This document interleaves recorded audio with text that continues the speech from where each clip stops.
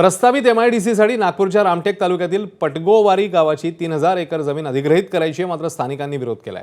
आमची सुपीक उत्पन्नाची जमीन आहे, आमच्या जमिनीत एकरी 20 क्विंटल कापूस पिकतो।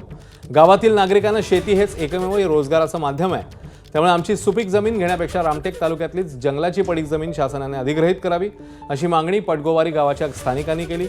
ही भूमिका सांगण्यासाठी या गावच्या महिलांनी पालकमंत्री बावनकुळे आणि अधिकाऱ्यांची भेट घेतली। काही दिवसांआधी मोजणीला आलेल्या शासकीय कर्मचाऱ्यांना हुसकावून लावलं त्यांना आणि आम्ही काही झालं तरी आम्ही आमची जमीन शासनाला देणार नाही अशी भूमिका स्थानिकांनी घेतली, त्यामुळे शासनाच्या अडचणी वाढल्या। पटगोवारी गावाच्या नागरिकांवर नेमकं काय त्यांचं म्हणणं आहे हे आमच्या प्रतिनिधींनी जाणून घेतलं।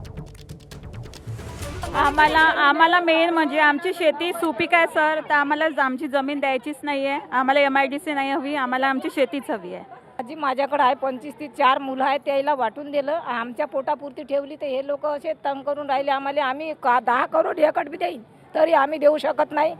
शेतीवरच साहेब आमचं पोट आहे, आमची शेती आम्हालाच पाहिजे। आमच्या शेतीवर आमचं पोट आहे, आमच्या पाठीवर मारेन तरी चालते, पण पोटावर नका मारा। आम्ही शेतीमध्येच पिकून खाताय ना, आम्हाला कशाला रोजगार हवा आहे? आमची शेतीच आम्हाला हवी आहे ना। शेती राहील तर आम्ही जगू, आम्हाला नको ड्युटी नको काही, आम्हाला फक्त शेती हवी आहे बस।